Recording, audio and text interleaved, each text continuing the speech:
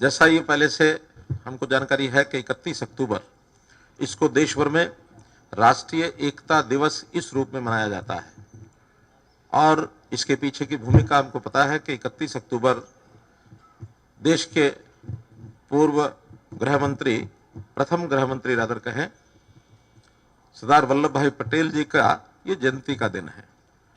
इस जयंती के दिन को हमने चुना है, इसका भी आप जैसे स्तर के लोगों को सब जानकारी है ही कि जब देश आज़ाद हुआ उस समय ये देश बहुत सी रियासतों में और एक प्रकार से उनके राजा महाराजा, उनके रियासतों के जो और प्रमुख लोग थे उनसे संचालित होता था।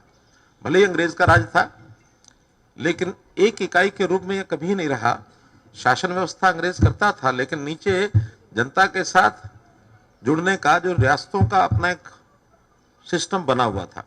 इन सब से रियासतों को एक करना है तो ये काम सरदार वल्लभ भाई पटेल के जिम्मे लगा और देश की 562 रियासतों को उन्होंने बिना किसी विवाद के सबको प्रश्यू करके और सबको मना लिया कि भारत के संविधान के अंतर्गत सब काम करेंगे। क्योंकि अंग्रेज ने जाते समय कुटिल चाल चली, उन्होंने छूट दी थी इन रियासतों को, अगर कोई रियासत चाहे तो अपना अलग से भी संविधान के अंतर्गत रह सकता है, सार्वभौमिकता तो देश की रहेगी लेकिन संविधान उनका अलग से रहेगा। 3 रियासतें ऐसी थी जिन्होंने उस समय इनकी अपील के हिसाब से सहमति नहीं दी। उन 3 को भी बाद में एक करने के लिए एक पंडित नेहरू जी के जिम्मे लगी, 2 सरदार वल्लभ भाई पटेल जी के जिम्मे लगी। जो सरदार वल्लभ भाई पटेल ने अपने जिम्मे ली, उन्होंने जो भी कुछ बातचीत उनसे की होगी अंतोगत्वा 2 तो मान गए। एक जम्मू कश्मीर की रियासत जो उस समय पंडित नेहरू जी के जिम्मे लगी थी वो नहीं माने और अंतोगत्वा संविधान में एक अलग से धारा 370 जोड़ी गई और वो 370 के कारण से जम्मू कश्मीर अभी पिछले कुछ वर्षों तक इस देश का अभिन्न अंग नहीं बन पाया था।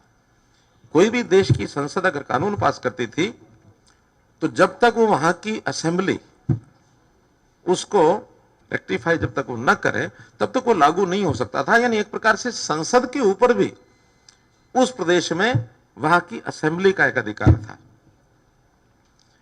वर्तमान देश के प्रधानमंत्री नरेंद्र मोदी जी ने उस बचे हुए काम को अब आकर के इस काल में समाप्त किया। धारा 370, 35A ये दोनों, और ये भी वैसा ही बिना किसी विवाद के, बिना किसी, वरना तो लोग बहुत तरह की भय भावना दिखाते थे। अब जम्मू कश्मीर भी वैसा ही एक अंग जैसे बाकी प्रदेश है, उसी प्रदेश का उसी प्रकार के यानी संबंध अब भारतवर्ष के यानी एक संघ के नाते जम्मू कश्मीर भी एक भाग हो गया है।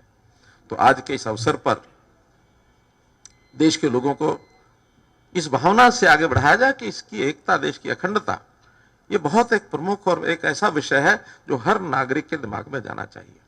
सरदार वल्लभ भाई पटेल लौह पुरुष, एक प्रतीक के रूप में उनका एक स्टैचू गुजरात में, बहुत बड़ा स्टैचू और विश्व का tallest statue, statue of unity, यानी इससे पहले अमेरिका का जो स्टैचू था वही टॉलेस्ट था।